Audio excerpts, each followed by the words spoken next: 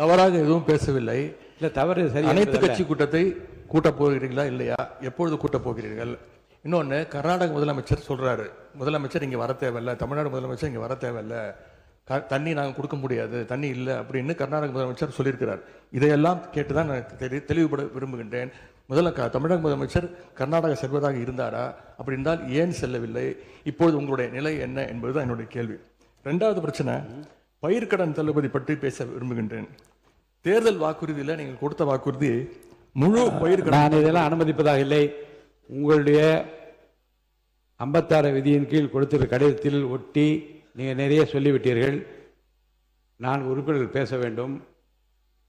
கவனத்தை ஈர்க்கின்ற அந்த நேரம் முடிந்து விட்டது.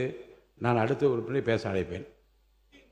ஹெட்டிங் வேண்டாங்க. நான் என்ன சொல்ல, நீங்கள் பாருங்க, உங்களுக்கு பேசுவதற்கு மாண்புமிகு எதிர்க்கட்சி தலைவருக்கும் மாண்புமிகு எதிர்க்கட்சிகளுக்கும் பேசுவதற்கு நிறைய அவகாசம் வேறு வேறு மானிய கோரிக்கைகள் வருகிறது. அப்போ நீங்கள் விரிவாக விளக்கமாக நீங்கள் பேசுங்க, பதில் சொல்வதற்கு அமைச்சத்தை இந்த ஒரு முடிங்க.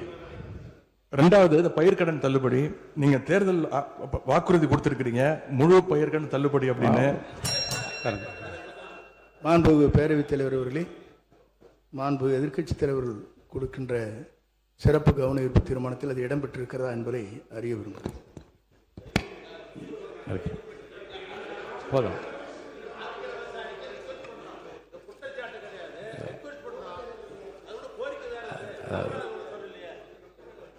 பாருங்க, கவனத்தை ஈர்க்கின்ற அந்த பிரச்சனை மாறி இது வேறு வேறு திசைகளிலே செல்லுமானால் எந்த பிரச்சனைக்காக இதனை அனுமதித்தனோ அந்த பிரச்சனை நிறைவேறாது.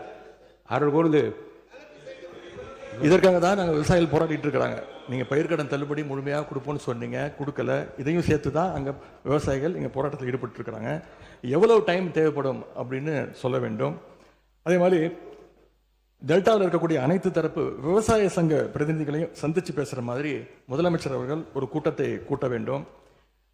மூன்றாவதாக, குறுவையில் நஷ்டத்தை சந்திச்சிருக்கக்கூடிய விவசாயிகளுக்கு இந்த அரசு உரிய இழப்பீடு வழங்கணும்னு கேட்டுக்கொள்கின்றேன். எங்களுடைய ஆட்சியில் 6.5 லட்சம் ஹெக்டேர் அளவுக்கு குறுவை சாகுபடி நடந்துச்சு. ஆனால் இன்றைக்கு இந்த வருஷம் இந்த ஆட்சியில் வெறும் 1.5 லட்சம் ஹெக்டேர் அளவுக்கு தான் குறுவை சாகுபடி நடந்திருக்கு. நீங்கள் ஸ்பெஷல் பேக்கேஜ்னு சொல்லி 134 கோடி அறிவிச்சிருக்கிறீங்க. அதை எத்தனை பேருக்கு கொடுத்துருக்கிறீங்க என்பதை இந்த அவையில் தெரிவிக்க வேண்டும். ஏதாவது கணக்கெடுப்பு நடத்தியிருக்கிறீர்களா? மாண்புமிகு பொதுப்பணித்துறை அமைச்சர்.